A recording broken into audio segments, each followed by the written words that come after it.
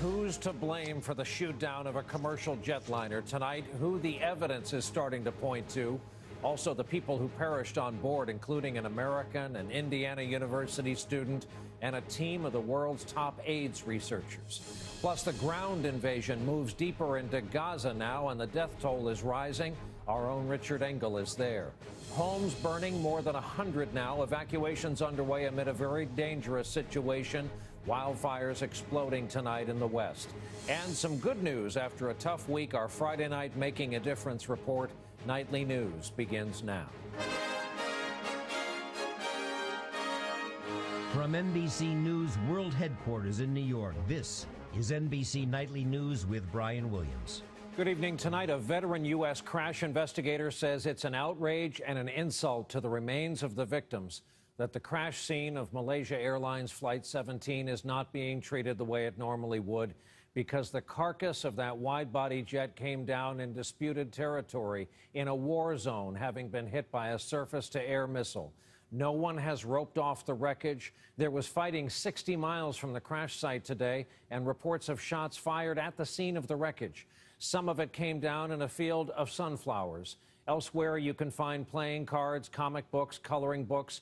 Ribbons made from torn cotton sheets on stakes mark the location of the bodies. Tonight, we know more about the victims, who they were, where they were from, and sadly, it will be some time before their loved ones are reunited with their remains. Tom Costello starts off our coverage tonight from our Washington newsroom. Tom, good evening. Hi, Brian. President Obama insisted today the Russian-backed rebels preserve the crash scene and allow international investigators access to the area, including a very small U.S. team now headed to Kiev.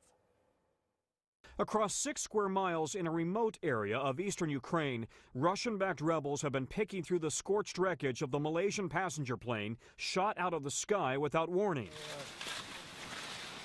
In a nearby sunflower field, the bodies of passengers, their passports and possessions, including tour books for a planned vacation.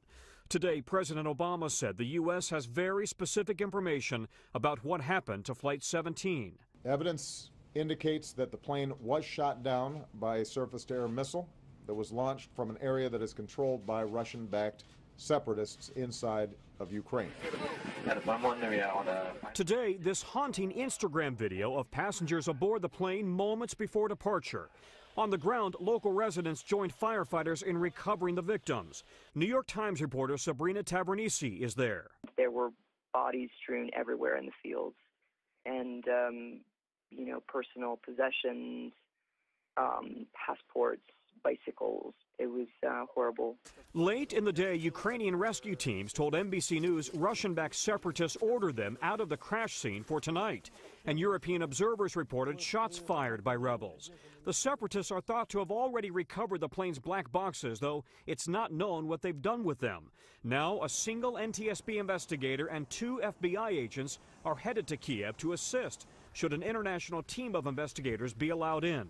What the NTSB investigators come up with isn't going to be the most relevant piece. Far more important is the intelligence piece, what we see from overhead imagery and the like about where this missile came from and who fired it. Malaysia Flight 17 was flying along designated flight path L980, a sort of highway in the sky used by airlines flying between Europe and Asia. Even as war raged below, Ukraine kept the airspace open, though some airlines did avoid the area. In April, the FAA prohibited U.S. airlines from flying over the nearby Crimea region. After the crash, the FAA expanded that order to include eastern Ukraine. Back at the crash site, a disorganized civilian effort to recover the victims while under constant threat. While veteran investigators say they always like to have the plane's black boxes, but that won't tell them who fired the missile in this case. Meanwhile, Malaysia Airlines is defending its decision to fly over the region, saying the route was open and approved by international authorities. 55 planes flew that route yesterday. Brian? Tom Costello starting off our coverage in D.C. tonight. Tom, thanks. Now to the big question. In the U.S. intelligence community tonight, there are strong indications about who is to blame for this shoot-down. Our Pentagon correspondent Jim Miklaszewski working that end of the story. Jim, good evening. Good evening, Brian. Based on American intelligence, U.S. officials suspect that the Russian military was directly involved in launching the missile that took down the Malaysian airliner. The officials suspect that Russian trainers and advisors embedded with Ukrainian forces either fired the missile, gave the command to the rebel forces to shoot down the plane. At the same time, a video from that very region in Ukraine today, the same type of missile launcher and a flatbed truck headed for the Russian border. Ironically, U.S. officials also suspect the missile launcher used in the shootdown actually belonged to the Ukrainian military and had been seized by the rebel forces. And all of this, Brian, remains under U.S. investigation tonight. All right, Jim Miklaszewski at the Pentagon. And as we've established, while it remains unclear exactly who fired the missile, President Obama argued today as a direct result of the fighting in the region to stop it. We get more on that part of the story tonight from our chief foreign affairs correspondent, Andrea Mitchell. At the Dutch embassies in Kiev and Moscow, spontaneous memorials as the world reacted in shock to a plane simply blown out of the sky. At the UN, a call for an immediate investigation and a reminder from U.S. Ambassador Samantha Power about the victims. We saw next to 3 of the passengers' names a capital I. As we now know, the letter I stands for infant. She went on to pillory Russia for arming, training, and inciting the separatists. Russia can end this war. Russia must end this war. Russia's UN ambassador was defiant, blaming Ukraine for not closing its airspace.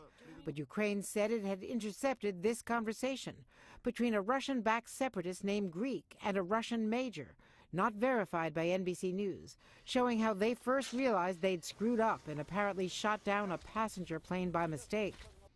The major says, in short, sure as hell, it's a civilian plane. The Greek asks, many people? The major replies, a screw-up. Debris fell into people's backyards. Today, President Obama added to the case against Russia. Over the last several weeks, Russian-backed separatists have shot down a Ukrainian transport plane and a Ukrainian helicopter, and they claimed responsibility for shooting down a Ukrainian fighter jet. But Vladimir Putin, after repeatedly breaking promises to de-escalate, surrounded himself with clergy today, brazenly calling for peace talks, while showing off his air power in military exercises, even in the wake of the air tragedy. Will all this change Russian behavior? President Obama today threatened more U.S. sanctions if Putin doesn't pull back. We have the capacity to the cost that we impose on them. The question is, if Putin does not change, is this the turning point that will finally help the U.S. rally Europe and the rest of the world against him? Brian? Andrea Mitchell in our D.C. newsroom tonight. Andrea, thanks. As we said, we've learned much more tonight about who was on the plane. They came from all walks of life. It turns out that some of the 298 people on board were dedicated to saving lives, in fact. We have reports from Malaysia and the Netherlands tonight, and we begin with NBC's Katy Tur in Amsterdam. Katy, good evening.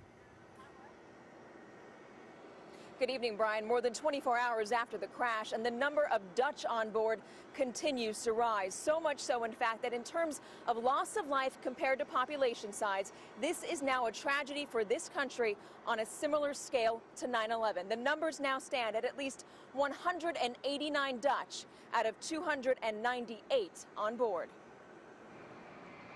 This evening, in one small community's belief, Neil Chitol and Cor Schindler ran a flower shop here. They were headed for a vacation. Before takeoff, Schindler posted a picture of the plane on Facebook, saying, "Should it disappear, this is what it looks like." The couple's shop, now a memorial. It's a young, funny couple, and always laughing and always together.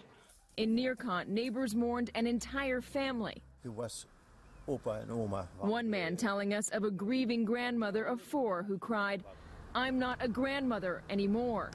The victims were from around the world. Quinn Scansman was a U.S. citizen raised in the Netherlands. His grandfather spoke about him today. Of course, we were very, very sad yesterday. Couldn't believe it. Mo, Evie, and Otis Maslin were vacationing in Amsterdam, flying home to Australia with their grandfather. Their parents booked on a later flight. Another Australian, Kayleen Mann, lost her stepdaughter and stepdaughter's husband on MH17. After losing her brother and sister-in-law 4 months ago, on MH370. 25-year-old Caroline Kaiser was a student at Indiana University, going for her PhD in chemistry. Also on board, several AIDS experts headed to a major international conference in Melbourne, including Joop Longa, father of 5, and one of the top AIDS researchers in the world. This is an evisceration of sorts of the scientific community that has dedicated its life to HIV/AIDS. At the airport here today, memories of a catastrophe made up of almost 300 individual tragedies. Katy Tur, NBC News, Amsterdam. This is Miguel Almaguer in Kuala Lumpur, where heartbreak and tears filled the arrival hall. Flight MH17 was still on the board when family members first rushed here. Nur Salah was part of the 15-member crew. Clutching her picture, her family says her childhood dream was to be a flight attendant. Her colleague, Sanjid Sandhu, wasn't scheduled to fly, but he covered a shift for a friend. His parents, in their 70s, are in disbelief. Today is supposed to be here. The mother cooked all the special dishes for him. With family and loved ones escorted into a Malaysian Airlines holding room, it seems the unimaginable has happened here again. Just 4 months ago, at the same airport, grieving families demanded answers from the same airline when Flight 370 vanished.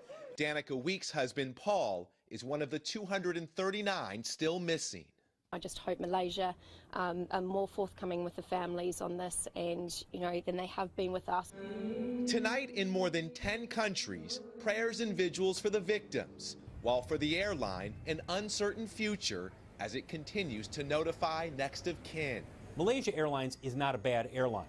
Unfortunately for Malaysia Airlines, it has 2 high-profile incidents that makes the flying public question whether or not these guys can do a good job day in, day out. Time will tell what the future holds for this airline, but for these grieving families, the pain has just begun.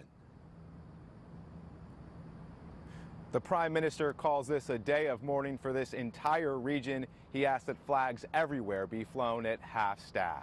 Brian. Miguel Almaguer, Kuala Lumpur, Katy Tur before that in Amsterdam. Thanks.